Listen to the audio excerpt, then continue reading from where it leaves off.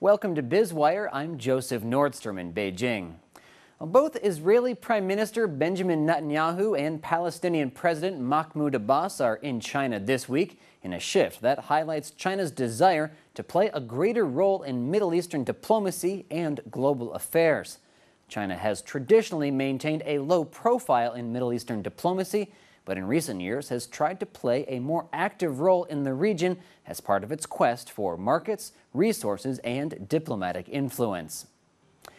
A statement last week from the Chinese Foreign Ministry offering to facilitate talks between the two visitors caused a flurry of international speculation that Beijing was claiming a direct role in Middle East peacemaking. But such a meeting was never in the cards.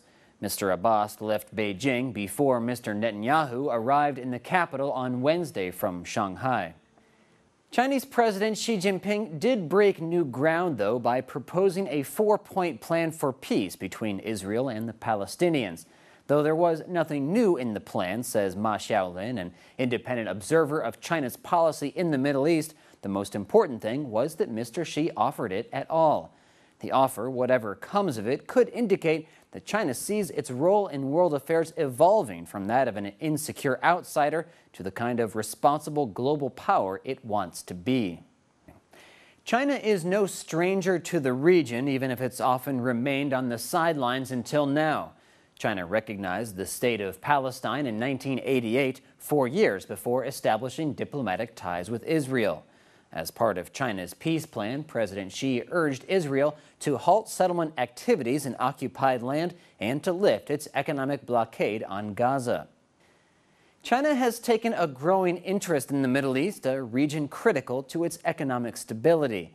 China has grown tremendously as a manufacturing power over the past several decades, and one of the fuels powering that growth is oil. Although Beijing had practically no economic interest in the region 20 years ago, China is now the largest importer of Middle Eastern oil in the world. China also enjoys increasingly close economic ties with Israel.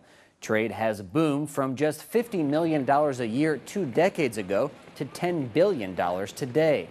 Netanyahu's visit is the first by an Israeli leader since Ehud Olmert visited in 2007 and is expected to include the signing of numerous trade deals.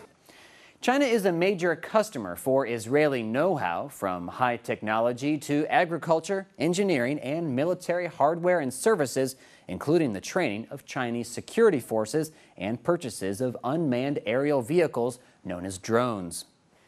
But economics are only one piece of the China-Israel equation. Carice Witt, executive director of the Sino-Israel Global Network, said among several reasons China is very significant to Israel because it has a vote in the United Nations Security Council. Chinese analysts say Beijing has no intention of undermining U.S. efforts to broker peace, let alone try to step into Washington's shoes. But Beijing has stood against Washington for the past 2 years over what to do about the Syrian civil war. 3 times China has joined Russia in vetoing Western-backed UN Security Council resolutions designed to put pressure on Syrian President Bashar al-Assad. On the other hand, China has also used its influence to mediate an end to conflicts that Western powers could do nothing about.